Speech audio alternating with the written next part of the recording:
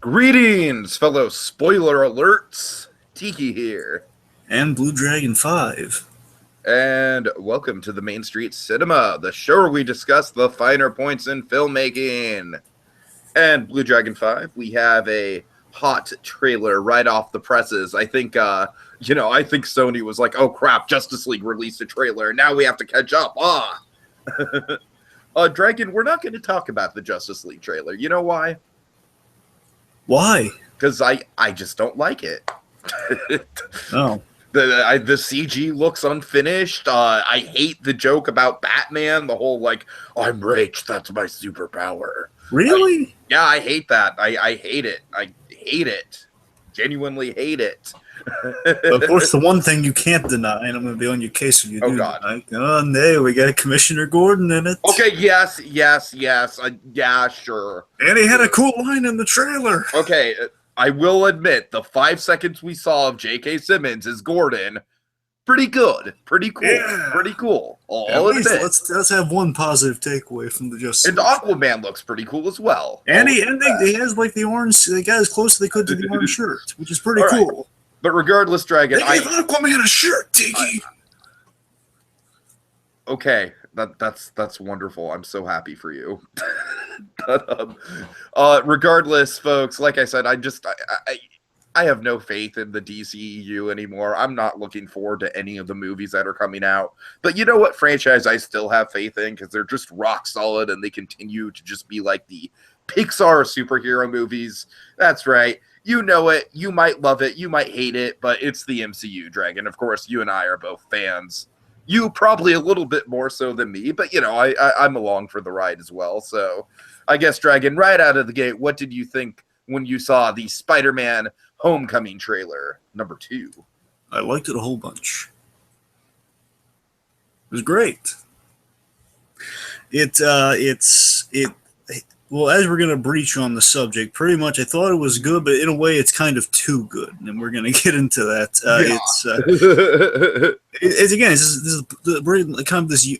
Basically seeing this trailer is reaffirmed. It's like been a great reminder of, oh my god, 2017, all the super movies, they have their work cut out for them, because again, we have Logan, which is astoundingly beautiful, and we got Spider-Man, which looks amazing. Well, no pun intended. Amazing, and it's great. And then of course we got Guardians on the way, which is continuing quality. And we got like kind of our next kind of big Marvel game changer with Thor Ragnarok. So again, like it's a free for all of really. And then I love how you didn't mention any of the DC. Well, I'm sticking to Marvel for the analogy. Okay, I'm sorry. I just want to point out I'm not nearly as excited about Wonder Woman and Justice League. To give credit where credit's due, those are also two other big events. Just flesh out the events, all right? Because again, Wonder Woman first, female. Of course. Don't want to take that away from it, sure. And well, not just female. I'm just saying female comic book, full, feature comic book film. Dang, we had Elektra, but that's everyone kind of forgets about it. Well, technically we had Catwoman. I mean, come on. Well, that's not a superhero. That's kind of a super villain, technically. But all right. Well, we had Supergirl. All right, and you know. Oh, right. Yeah, you're right about Supergirl. You know what I mean? It don't want to be told. The point is Wonder Woman, it's like, 70. Wonder Woman's an icon, and I will admit that. And it's crazy that she hasn't had a movie before now. So and Justice League, of course, this is the one that's been more anticipated than even the Avengers. These were the original superhero team, and the original superhero team finally getting their movie after all these years. So again, whether that's going to measure up to the Avengers and that, let's not place our bets quite yet. But I actually have a funny story about the Wonder Woman trailer, trailer number 3. Which is a trailer I've gone out of my way to not see, because I'm just like, that's kind of generally my rule now. Dragon, I'll tell you one thing. If Spider-Man Homecoming comes out with a trailer number 3, I'm not watching it. Because this trailer's already skirting the line. Like, we'll get there in just a minute, Dragon, but let me regale you with the story. So I've been going out of my way to not see the Wonder Woman trailer, because I want I want to basically go into that movie as fresh as I can, and not have a negative attitude about it, and not feel like the ads have kind of spoiled anything. And so I went to go see Beauty and the Beast, and I was just like, oh god, no, there it is, I have to leave. But funny thing though, Dragon, my theater's projection, the 3D was messing up, and the sound was messing up as well. So even though it was like in the theater, I was like, oh, I'm fine. So I technically saw the Wonder Woman trailer, but I haven't really seen the Wonder Woman trailer. Anyways, I'm sorry. That's a tangent. Yep. Like, I'm sorry, I realized that story wasn't nearly as interesting as I was hyping it up to be. I'm embarrassed now. Anyways. Okay, anyway, so back to Spider-Man. Should we talk about the controversy of this? Let's talk about the controversy. Yes, something that actually is interesting. Well, folks, what I meant by it was too good is that here's the thing. I'm kind of with Tiki with kind of the nature of trailers these days, where as much as I love this, and I really did, I thought this trailer was great. Problem is, in my opinion, I'm on the side of things where it gives away far too much. So part of me, as much as I enjoyed this trailer, I gotta say, like, as much as it sells me the movie even more, I was always told, it's like a good reminder of, oh my god, this Spider-Man's gonna be amazing when it comes. It could measure up to all the other cool stuff we get. Not that I had any doubts, bear in mind. I'm just saying, like, it's a reminder of, oh, this is gonna be a fun take. It's basically we found like a loophole to get another Marvel movie this year through Sony, which is kind of cool. It's like how we had the Pixar short that was, the unofficial Pixar short with Borrowed Time, and here we have the unofficial Marvel movie that is Spider-Man. Again, it's like Marvel did all the legwork, and that's why people are gonna be in droves to see it and says, hey, we're doing nice Spider-Man. Oh, but Marvel did it. What? It's under Sony. Right. All right, I'm sold. This is like one of the big events that we've been wanting since the MCU started, and for a while there, it didn't look like it was going to happen when the Amazing Spider-Man franchise was going down, at least until Amazing Spider-Man 2 kind of tanked.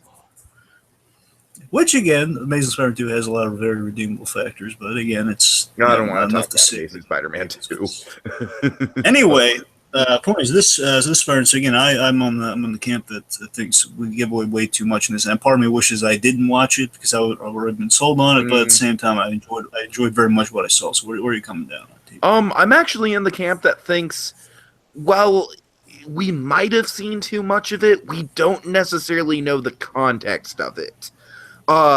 We'll get into it like as we go shot by shot through the trailer, of course. But Dragon, I'm kind of speculating that some of the big quote unquote spoiler stuff might happen in Act 1, and it's not quite as much of a spoiler for the overall plot as we're thinking it is. And of course, basically there's like one really big thing that we're kind of skirting around, one really big reveal that Dragon, I am going to be on the side of things that said, yeah, they probably shouldn't have shown that. But I'm also kind of cautiously optimistic that just because I've seen it doesn't mean the whole movie's like ruined for me or anything. So it's kind of where I come down on it. All right. Anyways, it's definitely very controversial though, because I've seen a lot of people just straight up be like, like post on social media, like, do not watch the Spider-Man Homecoming trailer. I think the big reason people are, because Spider-Man, of course, is infamous, especially with Amazing Spider-Man 2, for the amazing franchise of, the second line Spider-Man film, so kind of spoiling things. Amazing in name. Yeah, that's what I mean. Amazing. Amazing in the amazing Spider-Man franchise. No. I mean, like, the Raimi just Spider-Man. This is amazing, and Amazing Spider-Man. Then, of course, now we have home. Well, we don't really have MCU Spider-Man. It's kind of, we're very vague with the terms right now. Right now, it's like we're not quite sure how to label this because there's a really great. It's like Spider-Man subtitle. Well, technically, we have a really great name drop in this, which kind of alludes to maybe what Spider-Man we're kind of working with here, like Friendly Neighborhood, maybe. Right. So that's the thing. It's kind of like Homecoming. So I don't think everyone's going to be like Homecoming 2, Homecoming again. I don't think they're going to do No. It would be great if we finally, but then again, I always kind of fear this. I'm starting to fear, like, what if they start associating various reboots of Spider-Man with, like, a title? So we have, like, the Spectacular Spider-Man's Always in Waiting, or we have Spider-Man. That's actually, like, I kind of feel the same way about about Batman. Like, it's only a matter of time before we have a Caped Crusader movie. Well, technically we have one, and it's great. Well, yeah, but you know what I mean. Like a live-action movie that's just called The Caped Crusader. Remember the days everyone thought the third, I know. That's what I'm saying. That's exactly what I'm saying, yeah. Yeah. Okay, anyway, let's get into the Spider-Man trailer. All right, so after this brief little... Basically, like kind of the two summarizing kind of things we're seeing. Yeah, we're going to show you 2 shots of the trailer. That's from, by the way, they did a teaser for the trailer. And I know, which drives me nuts, Dragon. That's like first I saw, oh my god, it's here, and then it's just, no. Tomorrow. It's a trend in Hollywood that I just wish Hollywood would just like nip in the bud because I Really? can't stand it. What really ticked me off is that then they had it had the same runtime as the trailer because it then played the first trailer Oh after god! that opening. It's like, Oh, it's like the ultimate, like that's just Oh, man. BS, man. That's just BS. Hey, I hope that wasn't an official Sony video. Well, again, Sony M. I watched mine on Marvel because again, I'm just sold in the Oh Marvel. man, it was an official Marvel video. Well, no, I'm saying that. I'm saying that stuff. I'm saying that was like the official thing they did everywhere. So most likely Sony and Marvel did along with every other thing. But I'm saying, this I watched this trailer specifically on the Marvel channel versus the Sony channel. Nothing against Sony. I'm just because saying, that just literally sounds like something that like a third-rate like trailer uploading channel would do. No, I think that's officially what looked official to me. So whatever I saw. That's really bad. I'm saying I watched this one on Marvel. I'm pretty sure I watched the day before teaser on Marvel as well. So I think it's just everywhere. I don't know, and you know what, Dragon? I feel like the day before teasers for Justice League were even worse. Well, that's because they had like one for every character. Yeah, exactly. Exactly. And it all wasn't the like shots. a couple seconds. It was basically like 10 seconds, 15 seconds a piece. And these are all shots of seeing the dress. Pretty much you see like a quarter of the trailer if you watch all. And it's like I found out about that like after the fact. Like I didn't even, that wasn't even on my radar. Maybe because DC in general isn't really on my radar these days. But all right, I just watch the Batman one because I need good Batman shots. But you know what I mean? It's just like I thought that was insane. I'm just like, what are you like? Anyways, I don't want to go off on it. All right. Anyway, so we have young Peter Parker here. He's suiting up in the alley, classic Spider-Man move. Thankfully, he is not taking forever while an old man is being mobbed for his groceries. But he suits up in the alley, and I love seeing the suit mechanics. Maybe in the gadget. I love the durability of the suit and how it stretches and all that. It's so cool. I love this one-size-fits-all quality, and we've alluded to this in the first trailer when he kind of unsuits up. So now we can see how he actually suits up, which is cool. Sure. We're still doing holding the shot when Spider-Man's. Hold on, sorry. Okay, say that the shower Spider-Man swinging by the window. Yeah, I know. It just goes by really quick. So that's good. That's good enough. Yeah. So in addition to seeing the suit mechanics, which is really cool, and I love that we saw with the eyes and with this Spider-Man, especially in the trailer, we finally get to see him doing more. Which is not that we didn't see him do stuff in the past. I'm saying this shot really stuck out to me because it's like the most expressive suit and movements to date with Spider-Man. Like he's in the area, he's doing kind of this this kind of like leaning on his arm pose. It's like kind of very cartoony, very comic book like this stuff we would see Spider-Man do all the time. We never saw in any of the other movies where he can like quip and do like kind of these great acrobatics in a way. Like we got to see him do like cool stuff in action, great poses and stuff, which is like posters from comics, like comics in motion. What we're seeing right here, which is great. Of course, we had the expressive with the eye stuff, exactly like the comics. He's moving like Spider-Man would while he's doing all these things. Yeah. I'm going to point out one of my favorite early shots in the trailer really quick. Of course, we have this is another legitimate complaint that I kind of feel people for is it almost kind of feels like Iron Man 4 featuring Peter Parker. Well, I don't know. Again, I think everyone was just kind of they have to sell us on Iron Man because it's like, hey, the whole Marvel deal thing. So it's like nothing. At the end of the day, I would honestly rather Robert Downey Jr. only be in like maybe like 10, 15 minutes of this movie than be in like. I think he'll be in a third. Like if it's gonna be kind of a hard like. I don't want to just say like he's gonna be like in one act. I'm saying he'll be in a time that equates. No, I'm not saying he's gonna be in one act either. I'm just saying like. Yeah. I think he's gonna be like in a third. That's the best way of saying. I think he's gonna be in a third of the movie. Like spread throughout the 3 acts. That's what I'm saying. Okay. Like he'll be in an act's worth of a movie, but it'll be like spread throughout the thing. It'll be like a third of. That's what I'm hoping for. I think anything more would kind of be like pushing the limit with stuff. Like not 15 minutes, but like half an hour. Let's say. Okay. You know what?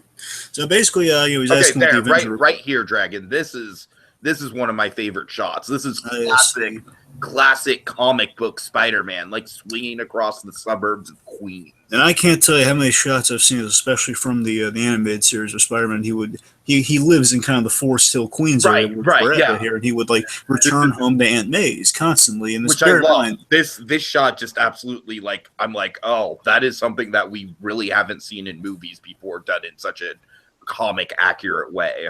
Bear in mind, last we saw Peter and Aunt May were living in an apartment in Civil War, so I'm not saying, I think he's just kind of going around the neighborhood. He married to a friend's house or something. Who knows? Maybe to Ned Leeds' house. Who knows? Well, I mean, keep in mind this is like he's going to the pool party, so yeah. Oh, sure. Well, again, I'm not saying he's like actually. I'm saying like why he's in the neighborhood. But also, speaking of neighborhood, Downey Jr. Coins the great line. Basically, Spider-Man's trying to kind of be an Avengers. Why don't you focus on being a friendly neighborhood Spider-Man? Which I love. I just love that they finally said that. So that's so cool. I'd like to think in this shot, like Peter Parker's just pissed off that all these kids didn't invite him to the pool party, so he's like, fuck you guys, I'm gonna crash the party. That's funny. I didn't consider that. But again, this is kind of Spider-Man at his best, just kind of swinging around and kind of interacting with people, which it's good old Spider-Man for you. Dragon, another thing that does make me super excited about this movie is I remember back in the day when we were like building up the Raimi trilogy and like I think everyone probably had like their speculative like what would Spider-Man 4 through 6 be like. I know I did. I don't know about you. Oh, I had honestly, I had mine. Here's the thing: I had one of those, but it was for after we got the first Amazing Spider-Man movie. Before we got two, I just like had like a whole. Oh my god! Just the fact we're bringing back Spider-Man now, we're going, we're kind of. All right. Well, I hate to be mean to the Amazing Spider-Man Dragon, but I actually did that with the good trilogy.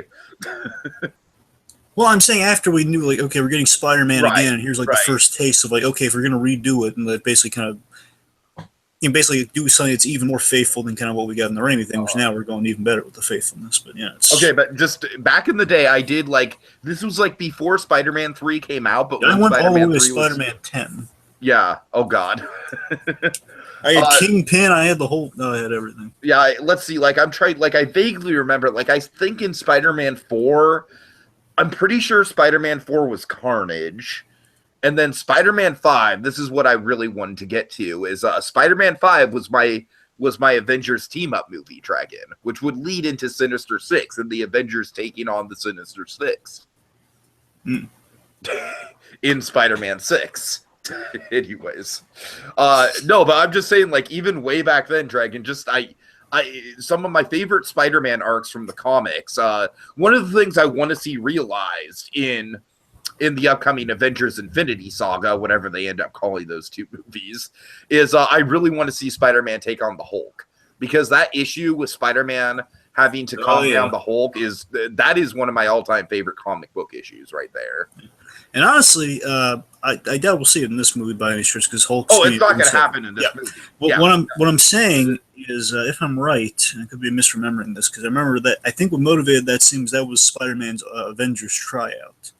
Yeah, that totally was. Which obviously we're not getting here. Which there's talk of like trying out for the Avengers and stuff. I'm just saying. Plus, there was the rumors way back in the day, like maybe the movie might open with like Spider-Man trying out for the Avengers and so I'm going to go ahead and do like some base speculation here, Dragon, really quick.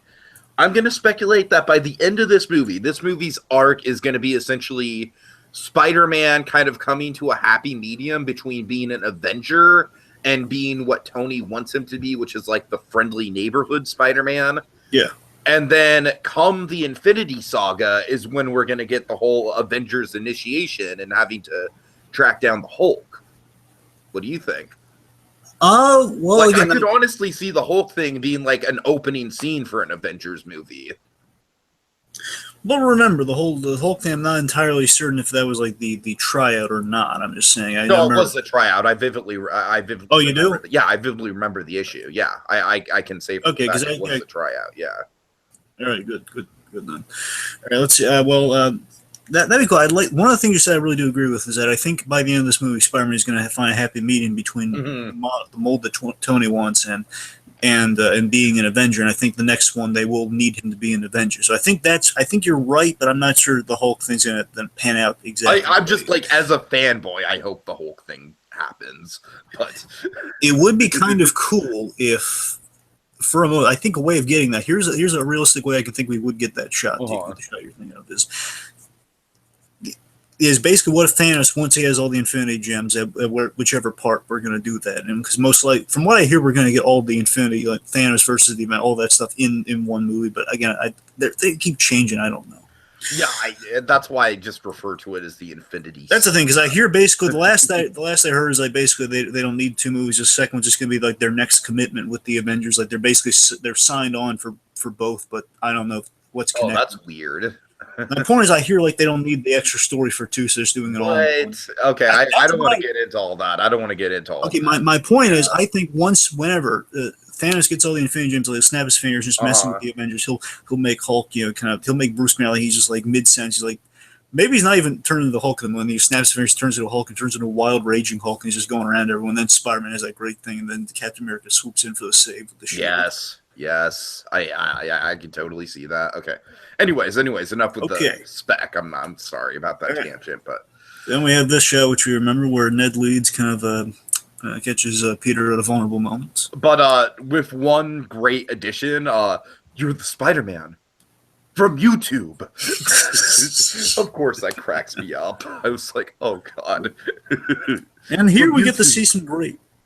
Here we get to see some great Peter and kind of Ned friendship stuff here. I really do like this. Oh, absolutely. This is some great stuff, yeah. I'm really being sold on Ned Leeds, I got to tell you. Now we know who the guy is because there was a time we didn't know. Now we know he's Ned Leeds in the comics. And here's the thing, T. There is a possibility. I don't want to say this is like a certainty or anything because it doesn't go exactly like this. Ned Leeds is kind of something that changes a lot because I didn't read the Ultimate Spider-Man's never really appealed to me, but I just never got a fair shots. I don't want to say anything disparaging against the Ultimate Comics, but let's just say there might be a young version of Ned Leeds like this. So again, it could be very faithful to I know what character you're talking about. Yeah. My point is Ned Leeds in the comics, like the original kind of stuff, Ned Leeds became the Hobgoblin, which essentially is kind of a knockoff of the Green Goblin, essentially. So I'm saying if they wanted to, they could do a whole thing where he kind of becomes his Harry Osborn without doing Harry Osborn again. Which would be crazy because it would be a very similar archetype. Yeah, exactly. Except it wouldn't about the rich kid stuff with Harry Osborn. The only reason I would hesitate on that, honestly, Tiki, is I wouldn't be opposed to doing kind of the Hobgoblin Ned Leeds. This kid just seems too nice, though. Yeah, but I'm saying you're kind of right. That's kind of the point. Is that I think with Ned Leeds, it'd be just kind of refreshing if we just kind of had him remain nice, but also at the same time, Marvel's been pulling that a lot lately, where they have kind of the character who befriends our hero. Yeah, Doctor. Because we already have we have three examples of that. There's Thor with Loki, which of course was evil from the start, technically, but you got Thor. Yeah, Thor and Loki. You got Doctor Strange, and without giving too much weight.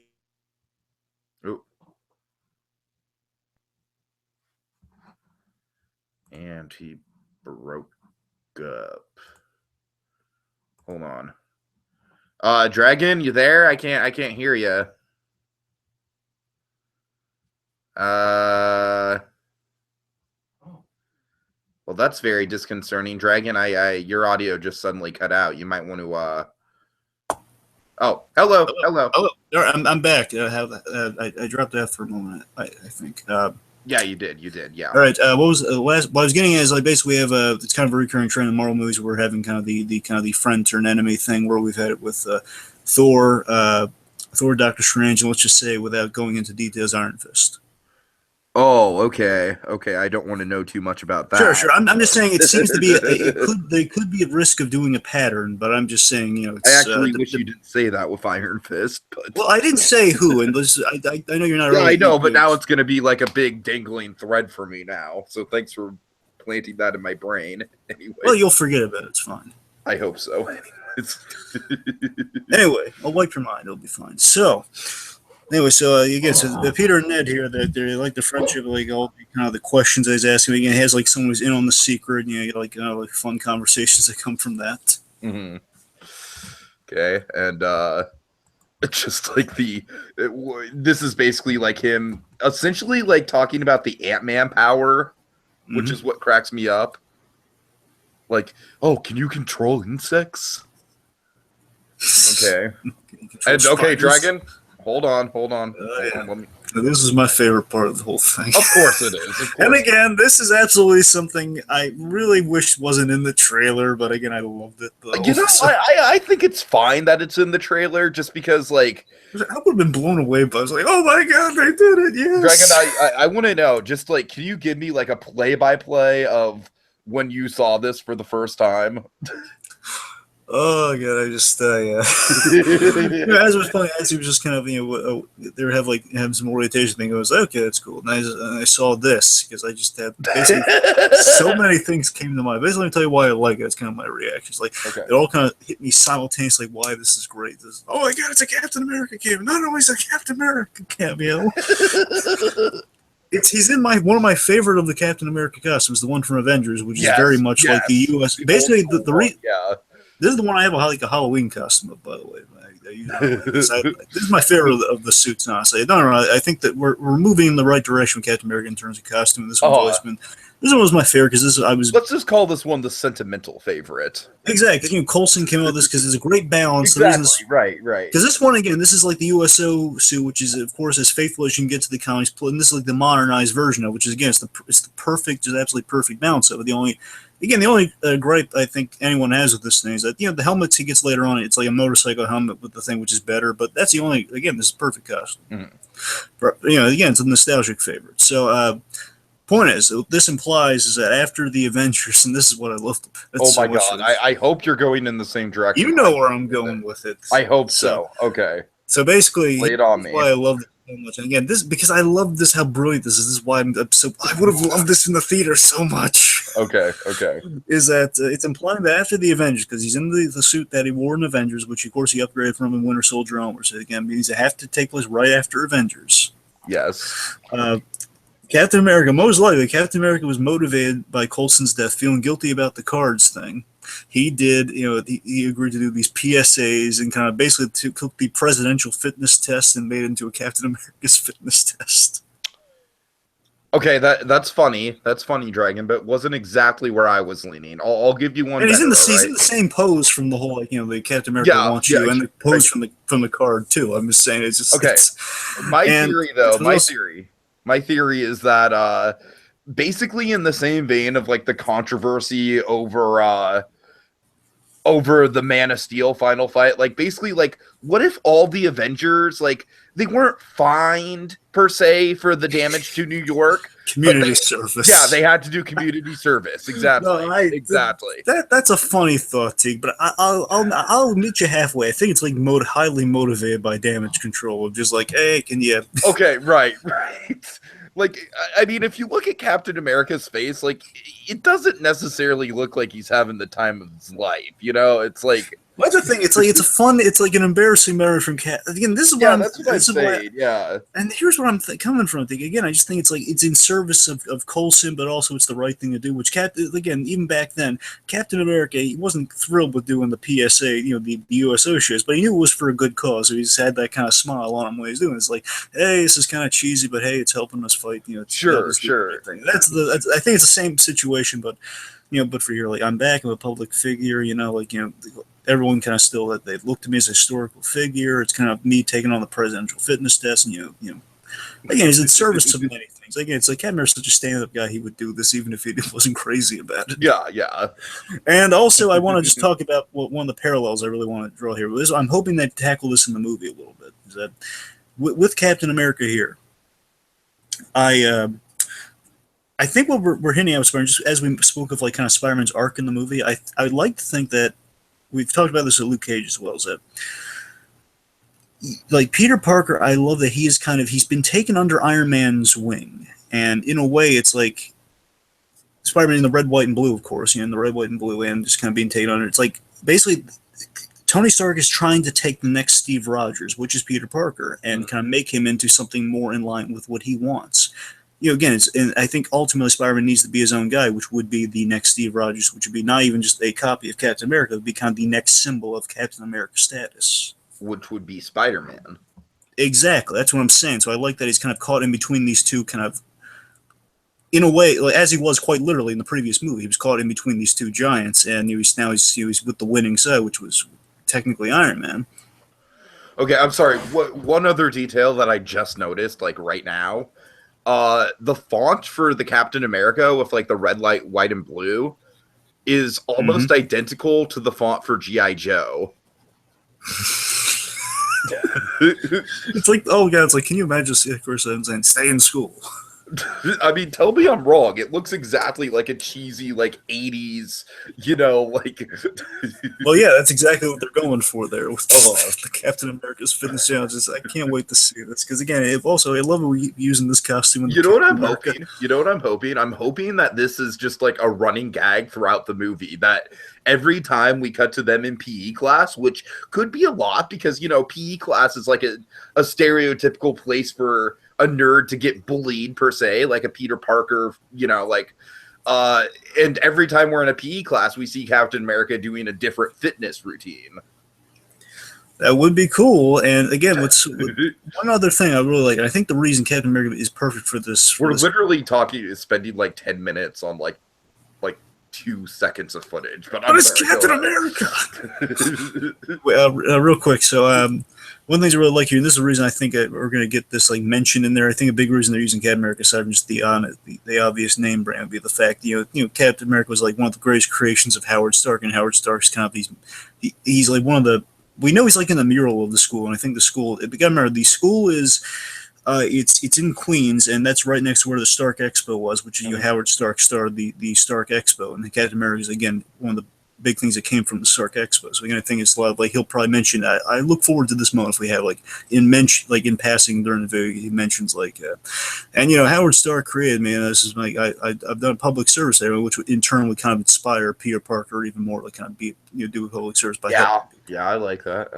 I love Captain America as kind of this kind of fiction, well, not fiction, as this role model for Peter Parker, but kind of through VHS, through this cheesy kind of not infomercial, kind of this cheesy. It's like he doesn't ever have to interact with Captain America in the movie, and yet Captain America could play this is just assuming they actually do something besides just a quick cameo with this. And we know he looks up to Captain America from Civil War, which is why it's so perfect. And again, I just love that idea of just cultivating the next Captain America, and kind of Tony Stark in a way, even though he was on the outs with Cap in the last movie, that he's still kind of honoring what he liked about Cap deep down. All right. Anyway, so yes, let's see. Next, so again, fitness stuff. Of course, I love the whole I stole his shield. What about him? Look at his face. Look at his smarmy yeah, I did that. Look again, he fought a giant guy and he took a shield from one of the greatest American war heroes. Of course, I love this. Oh my god! I love how polite Peter Parker's asking put the suit on. He gives him the mask. Oh man! I love the map of New York City, which is implied that some of the tech Spider-Man has. This explains how he can swing around the city so fast. He knows where he's going. Yeah, that makes sense. That's cool. I love how the like we said, the costume's kind of an all size fits all or one size fits all. Yeah, and again, I love the tech on the suit. And this is a fun bit. I just like them doing the fist moves, just not even looking at the guy. Damage control. A lot of people are speculating if this is going to be like a lead-in. This would be the first crossover between movie and television if they actually do this, because again, they've been developing a damage control show reportedly. There's a group of people who basically they fix all the damage to superheroes. I honestly wouldn't be surprised if Adrian Toomes was part of that. That's what I'm saying. A lot of people are drawing this could be like a great lead-in for that show. Because think about it, if Adrian Toomes, I mean, we'll get there when we get to the Vulture, but I'm kind of thinking that the Vulture tech, of course, we don't know exactly how Adrian Toomes gets the Vulture tech. I'm kind of thinking with the what if he's one of these people who goes around and cleans up, and just happens to collect all this tech that he finds. That's the prevailing theory going around. Reportedly he's part of a salvage yard or something. So the point is, well, we know he's salvaging stuff he's collected from the incident and stuff, which explains why the guys are armed with Chitauri weapons in places. Mm-hmm. So you're very accurate with that. Again, I would be kind of cool to see if they do a damage control lead in with that, which could be cool. Because again, that's honestly, it kind of bugs me that DC kind of took Marvel's idea like that, and we have that on air right now. They beat him to the punch with, because I watched Powerless. Powerless is hit or miss, and Damage Control is kind of like the faithful thing. Might be a lot better. Who knows? All right. Anyway, so the point is, Damage Control is like some people speculate. Now let's look at good old Michael Keaton here in his awesome Vulture jacket. I'm loving the Vulture. We mentioned this, of course, the last show, but the Vulture costume's really cool, right? Honestly, I'm not quite as sold on it as you are. Honestly, I just love seeing him, like, because they found a way of kind of doing the Vulture suit without having it cheesy, because he has, like, just the giant kind of plume of feathers. Well, yeah. My one problem with it is that, and I guess this is just kind of like a result of just the MCU in general, but it feels just a tad bit derivative of other like MCU tech that we've gotten before, which of course is what it is. It is like previous MCU tech, but I like that idea, but I just wish it was just like visually a bit more distinctive. And honestly, I think Michael Keaton, like the moments when he's out of the costume and just delivering a verbal smackdown on Peter Parker are flat out more intimidating than when he's in the costume for me. Well, no, I'm saying, like, in the scene we just saw, too, that's enough for me as well, just seeing him in that jacket with, like, the giant plume where still his face is exposed. That's enough for me, too. It's like, again, they have a great visual homage to the Vulture in many scenes, even without having him in the whole getup. Sure. Okay. I was saying that's kind of cool. It's like, again, Keaton's really kind of perfect for the Vulture. And I'm crossing my fingers with Keaton because it's just like, honestly, if Michael Keaton is not at least like a very good villain, I'm just gonna stop caring about Marvel villains. I like this might be a breaking point for me if Keaton is disappointing.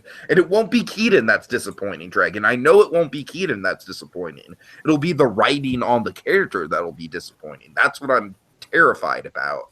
I don't know, Tigger. Let me tell you what we know about Toomes and basically what's established in this trilogy. Actually, we get a few details about him that makes him sound really interesting, so I want to talk about this. Okay. So again, Toomes with this cool Vulture jacket and is holding the Iron Man helmet. It seems like again, seems like Toomes' motivation here is like he's ranting about how Stark and the elite, kind of the elite upper class rich guys, don't care about the little guy, which would be him. And interesting, I think there's an excellent parallel between him and Spider-Man based on this. Vulture. It seems like that because we speculate on like which take on the Vulture they have. He's kind of like a low-level bank robber kind of guy, or if he's going to be like kind of the exec. Because sometimes the Vulture he's played like he's a guy who's like tried to sell his technology to like kind of the higher ups like Norman Osborn, the billionaires, and they kind of screwed him out like the trademark and the patents and stuff. Then he goes against them. Sometimes he's just like a wacky inventor. Sometimes he's just the he is the kind of the high executive guy. So again, it kind of varies with the Vulture. So here what they're doing, I love this. I'm very interested by this. He's a low level salvager who, like, again, he's been taking in all these parts. He's basically been using the tech to be maybe a Robin Hood play on the great power, great responsibility. Okay. See what I'm saying? Basically, it's like I remember Peter Parker in Civil War. He was a salvager, just like Toomes here. I can see that. He salvaged the tech, and from what we understand, his motivation, he's doing this for his family. And basically, again, the little guy's getting screwed over by all the big industry, big technology, and all the craziness Tony Stark keeps stirring up. Mm-hmm. Which again would question kind of Tony's mentor a little bit. And again, it seems like Vulture and Peter Parker have like kind of like great parallel going on there. Again, they could play him like a Robin Hood or just bank robbers who collect tech. So it could be one of them. Maybe just convince. Wait, what you're saying on paper is I absolutely agree with. It sounds great. It's the same kind of stuff that I hope they do with the character. That being said, Marvel has a track record of having really awesome actors and just wasting them. Well, I mean, it's not going to be whatever they do. I love the optimism, Dragon. I love the optimism, and you have a lot of good ideas. I'm just like, I'm still cautious about this guy. I think whatever they do, it can't be as bad as Malekith. Come on. It's not going to be as bad as Malekith, but I mean, it's like, I don't know. It might just be like one of those sort of like, like Mark Strong situations where, where he's not, like, he's fine, he's passable, but he's not like by any means like I want Keaton as the Vulture to be like a standout part of the movie, not just like a serviceable antagonist. You know what I mean? And I think he'll live up to it. I think he's going to be a really good, based on everything I've seen here, Tiggy, and I think it's just feeding into a take, and I think the performance is strong enough. I think he's going to be very pleasing to everyone. I think it's going to work. Okay. I do have a fear about him, though. There's one big fear I do have about him, which we'll get to later. But let me mention this about the Randall, the Vulture talk. Is that, again, I think it's just going to boil down to two takes. He's either going to be a Robin Hood play on great power, great responsibility, and that he does have like a genuine. He's a complex bag, like any good Marvel villain. Or, and this would still be serviceable but different, just bank robbers who just collect technology and use that, and just them like, hey, there's gonna be let's just rob from the rich guys, and we're justifying it somehow, like whether he believes in that or not. That's what basically the choice is. He believes in what he's saying, or he's just saying it so he gets robbed. Mm-hmm. Okay. Of course, we saw this stuff, the bodega stuff, kind of the whole leave it to the big boys. This is kind of like an extension on the like we got this as the big money shot at the end of the trailer last yes, the time. Staten Island ferry stuff. So here we go. Now we get to see Spider-Man taking out some thugs and using some cool web tricks, which are really neat. A lot of cool. I love how practical the webs look. And again, this is the level I'm talking about. Just look at the eyes. I love how you can just do the little squint with the eyes. Again, that's it's even better than it was in Civil War, honestly, just looking at it in the trailers, how the eyes are squinting. Oh, yeah. Okay, and like, cool Keaton basically just like rips this whole thing in half. Yeah, with and that's lovely scene. Like that's what he did because he just had like an intimidating, vultures blast and stuff. And oh my god, he split the thing in half so he can get out of there. Right. And this, I loved it. Here's the detail I really loved in this that we didn't get before when we saw this shot. Is that I love it. Spider-Man's like, oh no, which is such a classic Spider-Man thing. Because the classic thing we do with Spider-Man all the time, Tiki, is when Spider-Man's in over his head, and we the audience care about, Peter Parker being in over his head, where usually it's like he runs out of web fluid. It's like, oh my god, how's he going to get out of it? It's basically Spider-Man is constantly in a state of like kind of a matchstick moment. Like, how the blazes is he going to get out of this? It's like he, it's either save Aunt May or defeat the Green Goblin. Right, like, right. Yeah, save the world or stop Aunt May from dying. These are like the predicaments Spider-Man finds himself in. He's outclassed here. He's wet behind the ears. He needs to web up the thing, and just he's out of time, just using all the spiders. He's trying to pull Spider-Man 2 here, and it's not going well. That's exactly what it is. He's like, oh, I need to do the thing from the best Spider-Man movie. Luckily, Tony Stark arrives. Yep. Yep, I love how he arrives. I will admit, Dragon, this... Okay, basically, I'll tell you, like, let's go through this. I just... I really wish we hadn't seen this because it's basically like this tells us two things. It tells us like, A, nobody does get hurt from this. It's like because Tony's like, what if someone could have died? It's like so. Basically, this tells us that this whole action scene it's going to be fine. And B, Iron Man shows up to save the day, and C, the whole suit thing, which we'll all get into. So. Okay, let's see. Basically, this scene is probably the most spoilery thing. Oh, yeah. Without a doubt, yeah. Oh, by the way, I just love when he walks. I love whenever he walks out of the armor and just standing there. So, again, this is a really important scene, though. Dragon, honestly, what I think they should have done with this trailer, which would have totally salvaged it, made it completely, like... I think this would have saved the whole thing, is if they would have just cut out the whole bit of, like, I'm going to need the suit back. Like, give me the suit. And instead, if the only thing we heard from this exchange was Peter saying, I'm nothing without the suit, and then Tony saying, if you're nothing without the suit, then you shouldn't have it to begin with. Well, we should have no suit talk, because then everything we see before we can play, so it's most likely going to be the third act. Okay, yeah, but don't you agree that at least if you hear, if you hear that, then there's like some ambiguity. It may be like Tony and Peter talking about like what the suit represents and the symbolism of the suit. Whereas with this, it's just like we know because of the line like I need the suit back. Like we know that this is a very literal thing. I'll give you that. I think that would have made it better, but I still think just mentioning the suit period, then seeing him okay as that suit, I think people would connect the dots still. But I think you're right. Though. Just even if you took that out, it would have been better. Okay.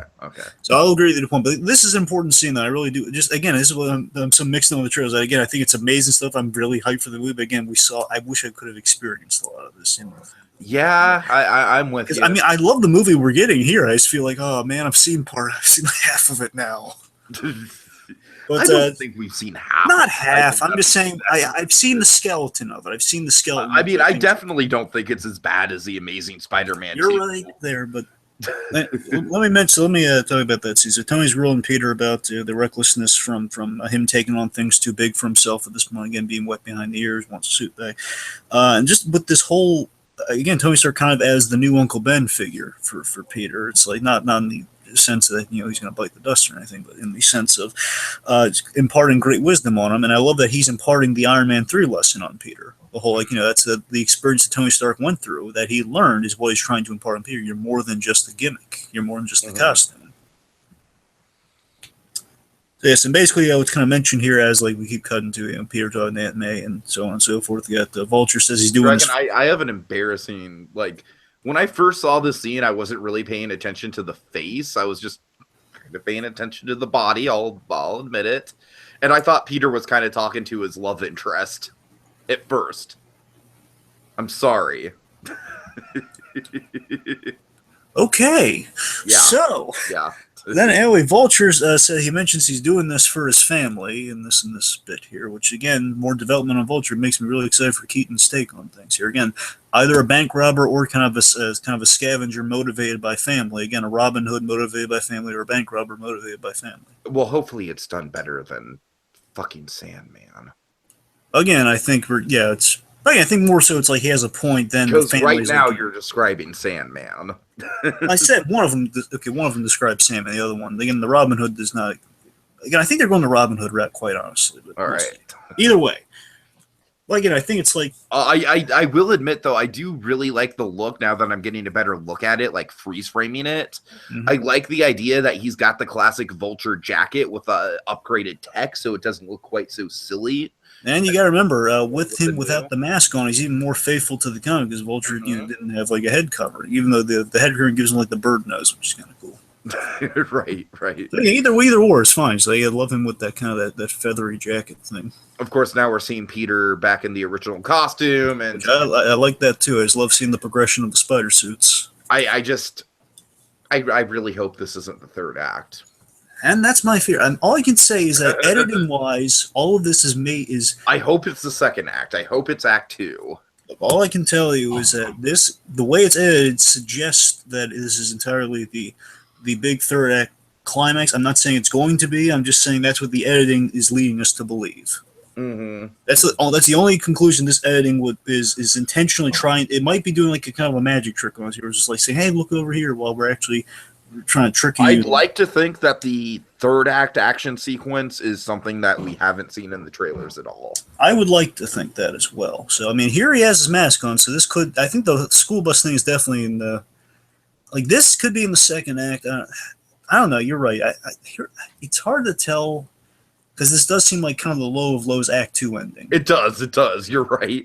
But we don't know. I mean, we don't know the circumstances. Exactly, because this could be the low of lows Act 2 thing, or this could be right before Spider-Man pulls the end of the day, saving everyone at the end of the day. Or this could just be Spider-Man got his ass handed to him in the second act. Because again, for all in a second, that could end with hey, give me the suit bag.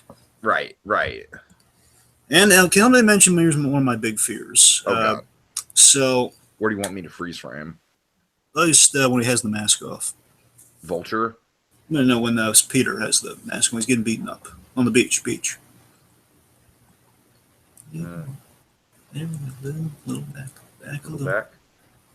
A little back. Okay, let's let it play until we get the show the claw on this thing. So I'll give us another shot. Let it play. Ooh, we got some cool shots here. A little reminder. Chitauri weaponry, buses, beach. There we go. Or, well, moment beforehand. There we go. Okay, let me mention. Here's my big fear. So, and people have brought this up, and I do agree with them. I think it's a concern. This would feed into the Marvel villain problem. So, I really hope Vulture doesn't die. He probably will, in all honesty. Here's the thing. See, Marvel dug themselves out of the killing off the villain trap, and I fear this could bring him back to it. And here's what's funny about it. Spider-Man had the problem before the Marvel Cinematic Universe even got off the ground. We've had this problem since the Raimi movies. Yeah, we keep killing off the bad guys. Yep. Spider-Man started it. Yep. Here's the thing: the Vulture is a resounding member of the Sinister Six. What does the movies have against this? I don't want to get through that. Again, we don't know. It's the Doc Ock thing all over again. It's we keep killing off people who are on the team we're building to. Right. But in all seriousness, though, just again, we can't make that claim. I'm just saying it's not boding well. Again, this is another spoiler. For me, it's 3 spoilers I would have taken out of the thing if it were me. Mhm. They would have taken out the suit conversation. Well, the suit and the fairy save. Let's just count that as one bit. Yeah, I don't like that. I think the fairy save to me is like even more of a spoiler than the suit thing. For me, just the Iron Man save of the fairy scene. I take just that because it's like, oh great, we know how that scene resolves now. Exactly. So basically the Tony Stark half of the fairy scene. That the Captain America cameo, because I think this would have been a fantastic reveal, and then the whole unmasking bit, because again that kind of spells out. That to me spells out some doom for us, because okay, he found out who the kid is, which is not good, which is not ideal, and that's implying either Vulture's going to know. I'm sorry, not know. It implies Spider-Man. Vulture could die because we can't have him spreading Spider-Man's secret, or we're going to jump way far ahead than we should, in which we do the Civil War thing where Spider-Man's identity is out in the open, which would not be it. Because again, we only have only one character in the entire MCU with this. Well, two characters in the entire MCU with secret identities: Daredevil and Spider-Man. I don't want to just make it Daredevil again, because that was the happy thing about Spider-Man. We finally have one with a secret identity. Finally. That's what I'm saying. You know what I mean? Because it's not boding well for Vulture. I really hope he doesn't die. But yeah, we'll see. I really hope he doesn't get killed. Because I don't want to go back to the old. If I were a betting man, I would say he would be killed. But because you have to wonder, what reason would he not spread around that he knows who the kid is that put him away? Okay, one of the things is that I love how even in this version of the suit, the eyes are still super expressive. Yeah, and he upgraded the eyes per Tony Stark's advisement, because how can you see these things? So he's upgraded the old suit a little, but it's still cool. I love how we have the same color scheme as the web shooters. It looks very kind of low tech Spider-Man, which fits in with kind of that the kid operated low tech before Tony Stark came along, which again, theme of the movie, hero even without the suit, which is a good way. Yeah, this is the fucking third act. Yeah, it's pretty much only if you there's have no way there. I'm sorry, looking at these shots, it's like there's no way this isn't the third act. You see what I mean? Like the unmasked, and then all of these are this is what I'm talking about. These are all the unmasked shots, which are bugging. I mean, granted, I do like the Wonder Wheel in the background. That's a nice touch. Kind of reminds me of Mr. Robot. You got to wonder if F Society is kind of in the background, watching this all go down. It is a very, very likely chance that is Coney Island. No, I'm just making a joke, Dragon. I know it's Coney Island. I'm just making a Mr. Robot reference. But anyways, yeah, this is the third act. This is the third act. I mean, that's what I'm talking about. Yeah. If they took out the unmasking shots, it would have gotten rid of this. And it would have been all the beach stuff would have been taken away with the unmasking thing. It's a problem. It is. Yeah. It's darn you, Marvel, being so good, but giving us everything we want. Oh God, what did? Oh no, not the Justice League. Fuck you, Justice League. This is why you gotta click off the blue button in the beginnings. Oh God, you never click off the blue. Well, I should say never. I'm saying in this case you didn't do. Anyway, let's see. So there were a few quick free right there. What we just had before the box here is the box. Exploding glass. We had a kind of a homecoming dance, which it's very minor, because it's homecoming for a reason. We kind of knew that was coming. I think it's also kind of a very minor spoiler. I'm kind of hoping that the homecoming thing has more to do with October and Halloween than it does the actual dance. Maybe. I still think it's quite literally the dance, but that's just me. Well, I mean, of course, let's be real here. The real reason it's called Homecoming is because MCU. Well, yeah, of course. Obviously. I'm wondering if they're going to do anything with the anomaly that, hey, one of Winter Soldier's words was homecoming. Oh, God. I wonder if they're going to address that in some capacity. Just saying, that was one of the love it words. if they cut to Bucky, and he just twinges. Yeah, I know, but even the frozen Bucky, just you can see just a tiny little twinge. Okay.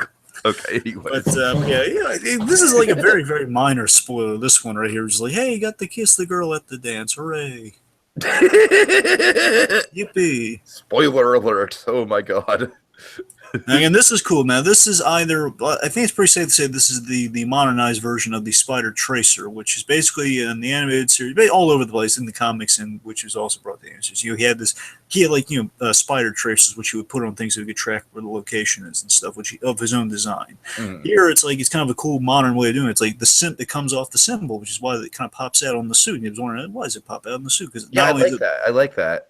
because not only is that like he pushes the symbol to make the suit retrofit him, but also he can, like the first layer of it will just kind of spread off like a little tracer. And this is a lot of people were speculating this is how he might get to the fair, but then again, the fair is in New York, so maybe it's for something else.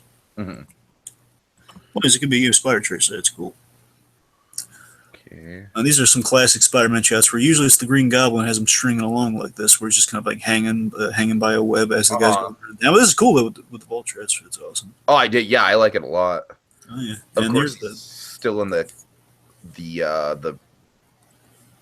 I'm sorry. I'm trying to think of the proper terminology. the prototype. The proto Spider prototype. suit. Yeah. And again, he has the mask on. This probably going to lead us to the beach, honestly. Ah, god damn it! Spoilers. Yep. Again, it's a mixed bag, folks. Again, they gave us so much. Wait. Hold on. Basically, I think the analogy to go with is they gave us too much ice cream, and we're a little sick right now. But we enjoyed that ice cream. I'm just gonna do some investigating really quick.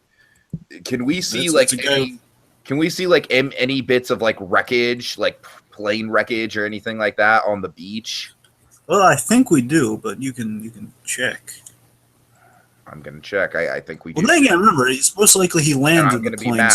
I'm gonna be bad. Well, remember there was fire on the beach, so I think that might have been wreckage. Let's see. Yeah, there's fire. God damn it! God. Well, we don't see any metal though. This is pissing me off, Dragon. You know what's pissing me off about this? This is like my live experience. It's like when I watch this trailer, like just kind of like not really thinking about it, I'm like, yeah, it's cool. It doesn't reveal too much. But now that we're going like frame by frame through it and like shot by shot, I'm like, fuck me. You understand what I'm talking about, right? It's kind of filled with spoilers. You see what I'm talking about? Yeah. It's again, it's too much ice cream. It's delicious and it's very fulfilling, but it's like too much. There is no way that the last act of this movie is not Spider-Man fighting the Vulture on the plane, which leads to the plane being fucking crashed on the beach, which leads to the Vulture fucking unmasking Spider-Man. Right. Rein it in a little. I'm upset. I'm genuinely upset right now. This is like real emotion coming through with my voice. Oh, God. Well, the good news is we know he's going to land that plane somehow. Do we know that? I mean, we do see the fire and whatnot. So I'm saying I think it's probably one of the broken engines. Like we saw that engine was catching on fire. All right. God damn it. Oh, man. Dragon, now I'm just regretting doing this. I mean, look, I'm not because it's fun, but oh man. Darn you, Marvel, for being so great but giving us too much of what we want. That being said, this shot is glorious. Oh yeah. Son of a bitch. And I love that he's kind of in this Iron Man 3 situation where, speaking of Iron Man, he's kind of in this Iron Man 3 situation where it's like the whole that great moment for.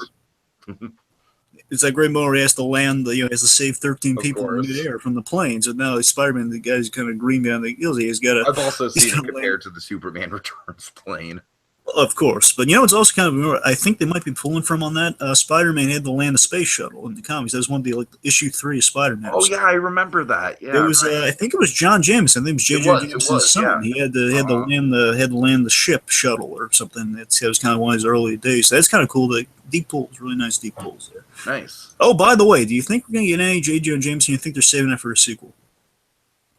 That's a good question. I think they're saving him for a sequel. I don't think we're going to have any room for J.J. Jameson here. You know what? I'm just going to tell it like it is, man. If it's not J.K. Simmons, I don't want him.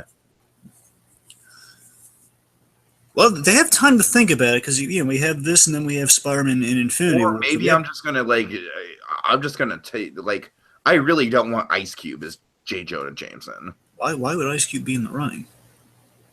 Because he was in the running, Dragon. It was like that was actually like he was like a top contender. I just thought that was someone told me a joke on that. I didn't know it was real. No, I might have told it to you and you thought it was a joke, but no, it was like it was. Ice Cube can't be J. Jonah Jameson. He was seriously being considered for it. Hmm. Because of the 21 Jump Street thing. Yeah, Like, he plays an angry chief. Ha ha ha! It's totally the same character. No, it's not. Yeah. Oh, by the way, speaking, just because we're at the end here, basically just telling me like, don't do anything I wouldn't do. So again, they said they definitely have like kind of a franchise plan. They've compared it to Harry Potter. I know very little to nothing about Harry Potter, so I was wondering if you wanted to weigh in on that. I'm going to take a wild guess. Since Harry Potter, like, I'm going to say maybe it follows Peter Parker through. Do we know what grade Peter Parker is in? Is he a senior? I don't think he's a senior, but Okay. Honestly what I assume. I'm just blindly assuming he's not a freshman. He's like the second year, like Sophomore?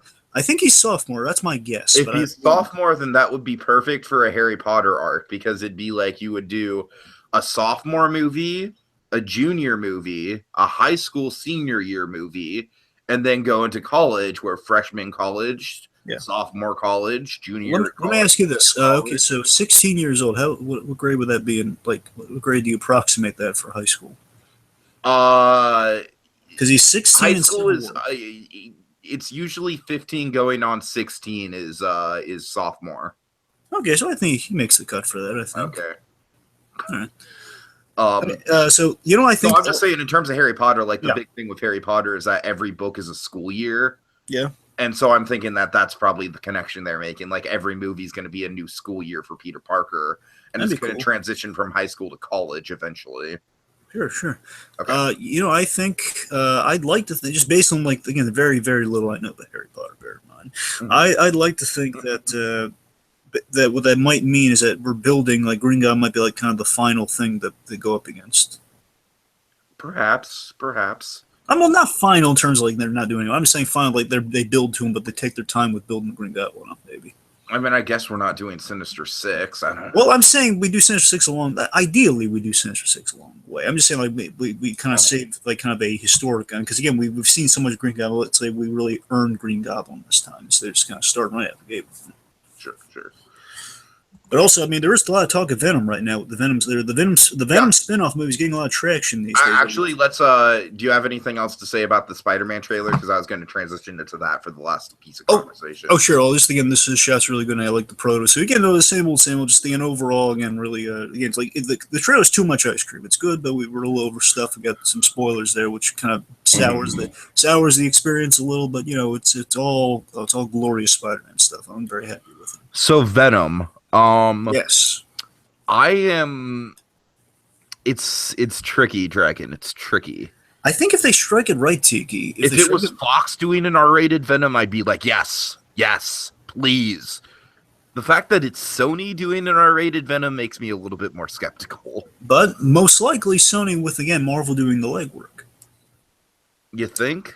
I think that definitely the smart money. The thing is, if it's R-rated, then it wouldn't be in the MCU. Well, no, not R-rated. I don't think they're going to do R-rated regardless. That was the rumor.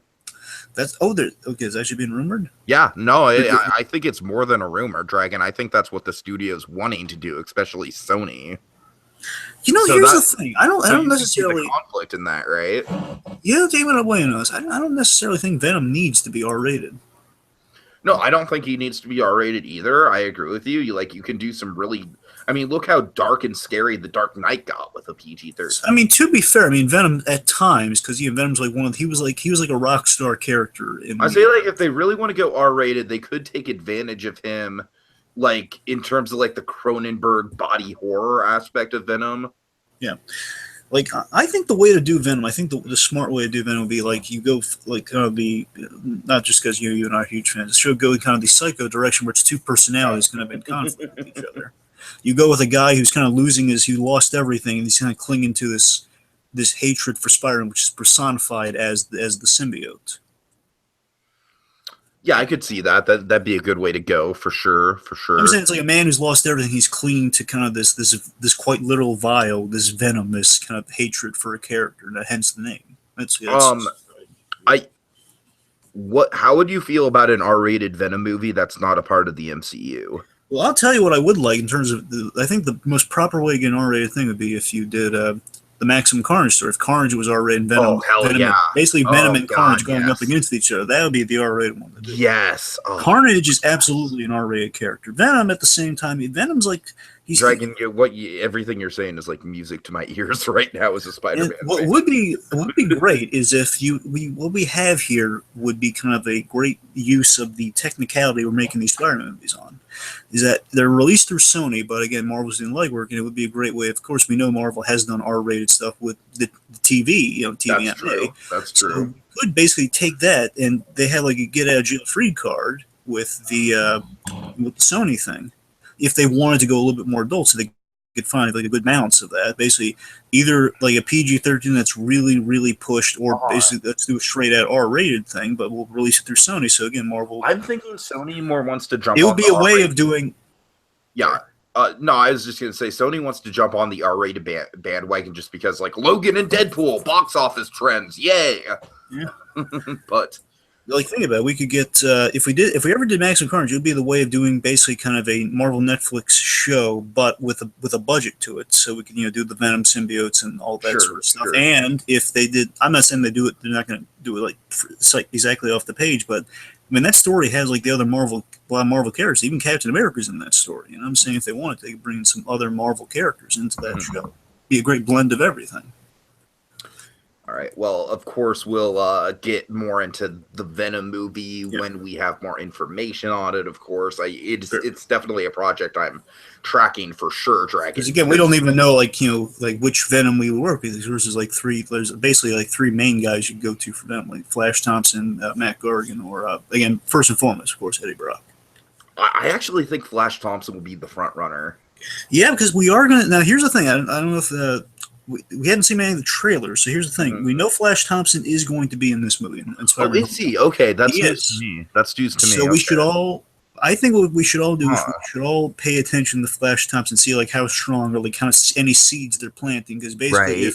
here's the big indicator for the kiddies out there. There's like a big hint of if they're going to do the Venom thing with him. Okay, if they allude to him going in the military, that's a huge thing of like, okay, he's going to be Venom. Yeah, If they ever, totally. if there's any mention of like a Flash Thompson pursuing a military thing, that's a huge. if he that's like a huge walks past like a like a draft sign, like if he walks. Oh my past god! I just Captain America. Captain. Oh, America. yes. Oh my what God, what yes. if Captain America inspired him to join the military and that'd be turn him into Venom? Okay, yeah. Take my money, please. That's great. Right, Okay.